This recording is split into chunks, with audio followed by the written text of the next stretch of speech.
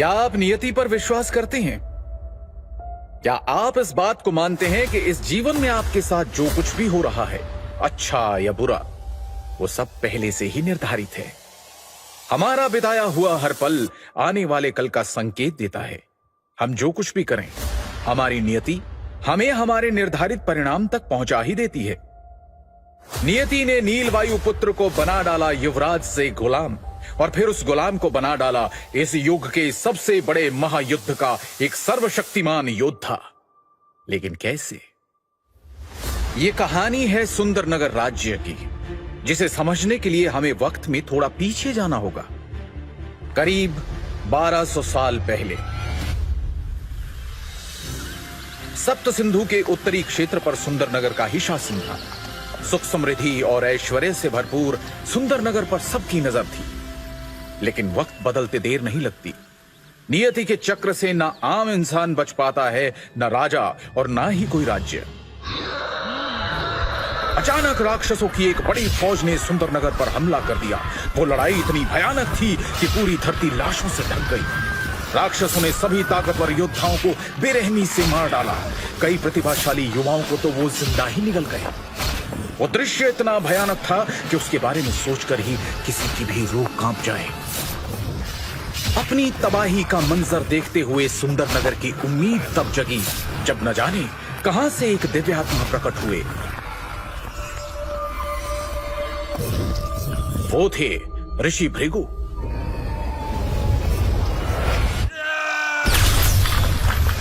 उन्होंने सभी राक्षसों को अपनी पवित्र श्वेत अग्नि से जलाकर भस्म कर दिया और सुंदरनगर को तबाह होने से बचा लिया।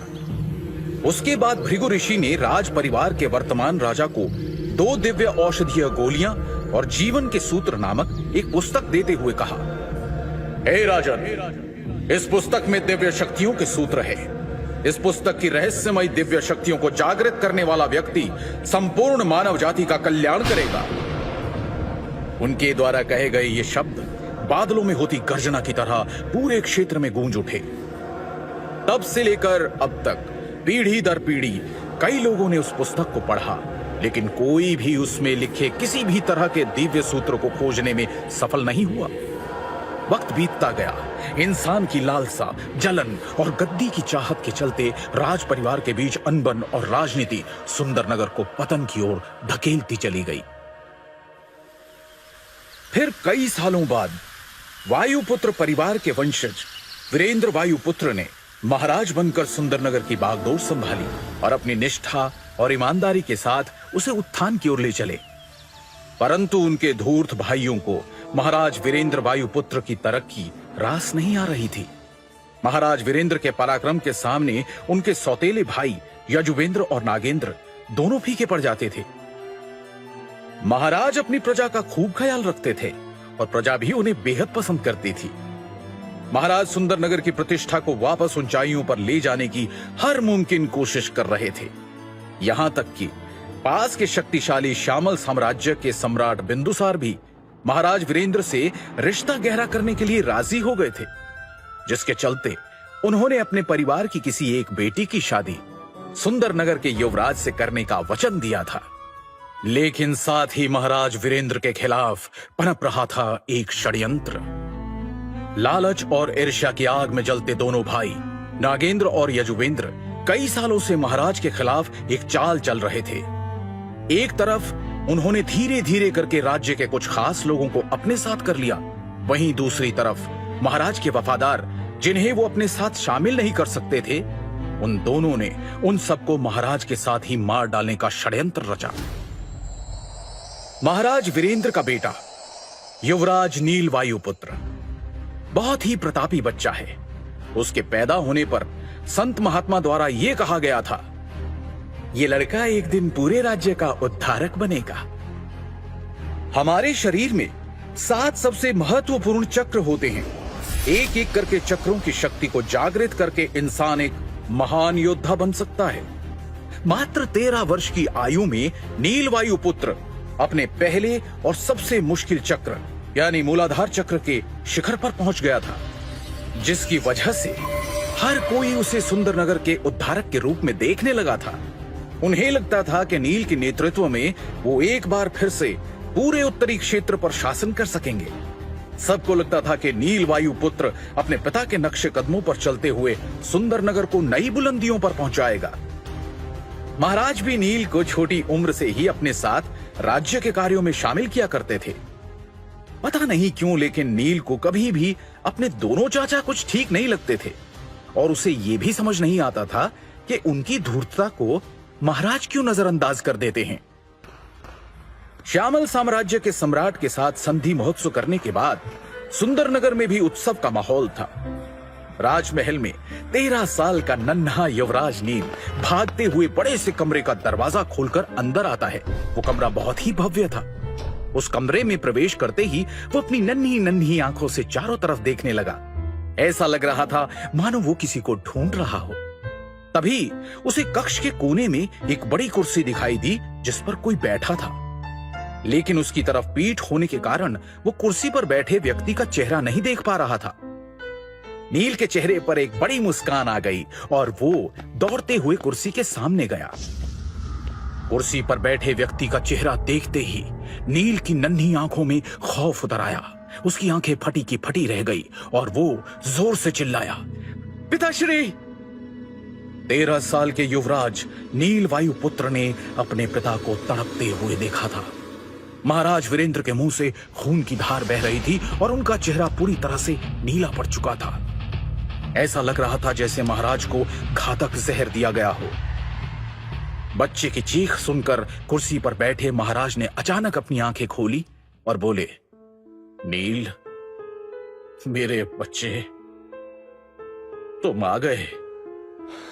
अपने पिता को ऐसी हालत में देखकर नील घुटनों के बल बैठ गया और नम आंखों के साथ रुआंसा होकर बोला, आपको क्या हुआ है पिताश्री? महाराज ने नील को कोई जवाब नहीं दिया, मानो उन्होंने उसे सुना ही ना हो। फिर अपनी सांसों को काबू करते हुए वो धीमी आवाज में बोले,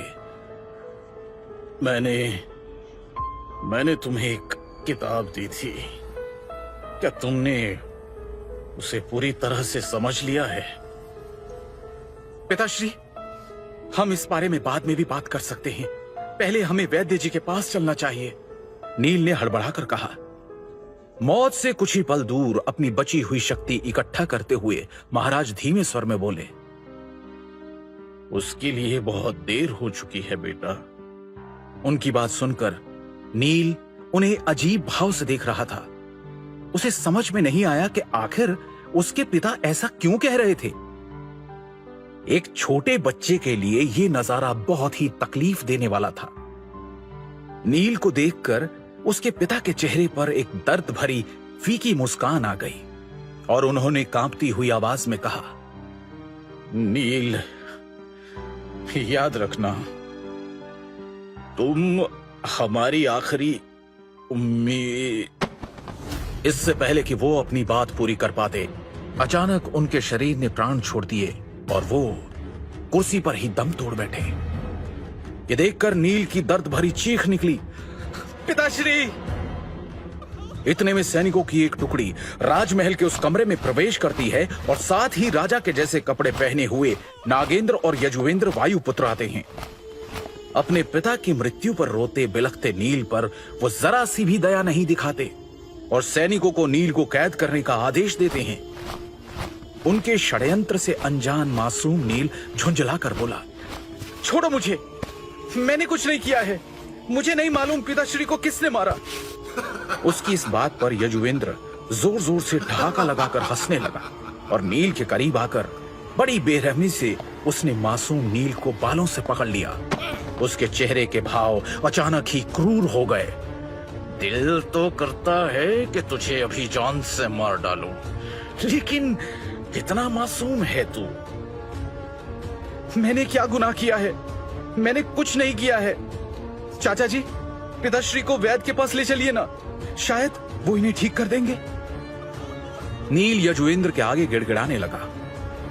इस पर यजुवेंद्र ने नील के बालों पर अपनी पकड़ को कसते हुए एक जोरदार तमाचा उसके गाल पे जड़ दिया और क्रूरता भरे अंदाज में बोला, तेरा गुनाह ये है कि तू एक गद्दार का बेटा है। तेरा बाप तो मर चुका है, इसलिए अब उसके गुनाहों की सजा तू भुगतेगा। तू एक कैदी का जीवन बिताएगा। रोज तेरी इतनी पिटाई होगी कि तू रोज हमसे मरने की भीख मांगेगा। ऐसा कहकर यजुवेंद्र सैनिकों को इशारा करता है। उसकी आज्ञा का पालन करते हुए सैनिक नील को कारागृह ले जाने लगते हैं कि तभी पीछे खड़ा नागेंद्र एक तिरछी मुस्कान के साथ कहता है, अगर तेरी बहन नीलिमा सप्त सिंधु आश्रम न गई होती तो मैं उसे खुद अपने हाथों से सजा देता।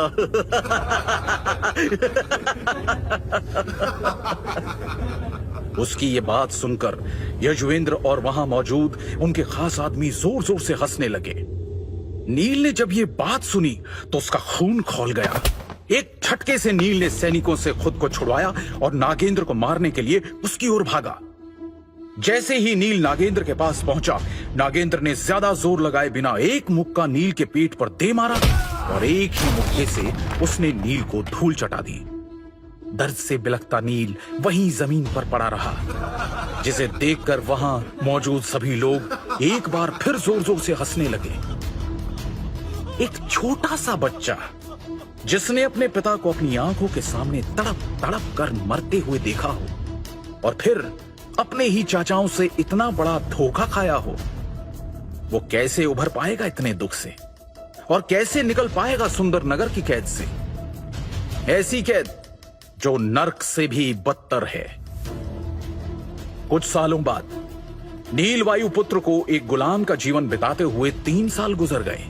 ये 3 साल नील के लिए बेहद दर्दनाक थे, क्योंकि उसके चाचा और वर्तमान महाराज के आदेश के अनुसार नील को एक प्रशिक्षण सहायक बना दिया गया था।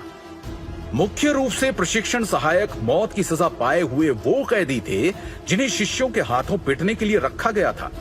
सभी शिष्य अपनी तकनीकों और शक्तियों का परीक्षण इन सहायकों पर ही करते थे, यहां तक कि उन्हें पलटवार करने की भी अनुमति नहीं थी। कैदियों की सुध लेने वाला कोई भी नहीं था।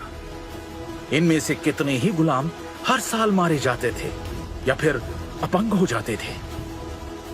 जहां तक नील की बात है तो वो मौत की सजा पाने वाला कोई आम कैदी नहीं था। वो सुंदरनगर साम्राज्य का पूर्व युवराज था, जो पिछले 3 सालों से प्रशिक्षण सहायक बनकर लगातार मार खा रहा था। नील वायुपुत्र ने इन 3 वर्षों में इतने हमले, अपमान और पीड़ा झेली थी कि जिन्हें गिना भी नहीं जा सकता। उसने अब इसे ही अपनी नियति मानकर जीना सीख लिया था। रात का समय, दिन भर की पिटाई के बाद सभी कैदियों को उनके कारागार में डाल दिया गया। नील अभी सिर्फ 16 साल का है। उसका शरीर दुबला लेकिन चेहरा सुंदर है। अपनी चमकती नीली आंखों के साथ वो अपने कारागृह में दीपक के मंद प्रकाश में एक फटी पुरानी किताब को निराशा से देख रहा था। वो उस पुस्तक को एक बार फिर से पढ़ने की कोशिश कर रहा था। ये किताब उसके पिता द्वारा उसको मिला हुआ आखिरी तोहफा था। पुस्तक देते समय उसके पिता ने उससे कहा था, बेटा नील, ये पुस्तक हमारे पूर्वजों की पवित्र धरोहर है और ये हमारे कुल के पुनरुद्धार में सहायक होगी। मुझे विश्वास है कि तुम ही हमारे कुल का उद्धार करोगे। याद रखना बेटा, मानवता ही परम धर्म होता है। अपने पिता के वो शब्द नील के कानों में गूंज गए। वो धीरे से फुसफुसाया, भृगु ऋषि की इस किताब को मैंने 10 बार पढ़ा है। इसके अंदर के सूत्र काफी अच्छे हैं, लेकिन मानवता ही परम धर्म है। मैं इस कथन से सहमत नहीं हो सकता। दीपक की हल्की लौ को देखते हुए उसने एक उदासी भरे स्वर में खुद से कहा, यदि मेरे पिता इतने दयालु और उदार नहीं होते, मानवता को परम धर्म नहीं मानते, तो आज हमारे राज्य की ये दुर्दशा नहीं होती और ना ही मेरे पिता की मृत्यु होती। मैं अपने पिताश्री की मौत के जिम्मेदार हर इंसान को खोज निकालूंगा और खुद अपने हाथों से उन्हें नरक से भी भयानक यातना दूंगा। पिछले 3 सालों में हर रोज न जाने कितनी बार नील वायुपुत्र ने यह प्रतिज्ञा ली थी, लेकिन वो खुद नहीं जानता था कि वो अपने मकसद में कामयाब कैसे होगा। सभी समस्याओं का समाधान देने वाला कोई सूत्र, कोई उपाय या फिर शायद कोई जादुई मंत्र उस किताब में छुपा था जो आज तक अनेक बार पढ़ने पर भी उसे नहीं मिला। लेकिन नील हार नहीं मानता और उस नन्हे दीपक की रोशनी में एक बार फिर किताब पढ़ने लगता है। क्या है नील की नियति? क्या नील कभी इस कैद से निकल पाएगा? क्या वो अपने पिता को इंसाफ और उनका खोया हुआ सम्मान वापस दिला पाएगा? क्या है भृगु ऋषि की किताब का रहस्य और कैसे बनेगी ये किताब नील की सबसे बड़ी ताकत? सवाल है अनेक और हर सवाल का एक दिलचस्प जवाब पाने के लिए बस सुनते रहिए महागाथा, ओनली ऑन पॉकेट FM।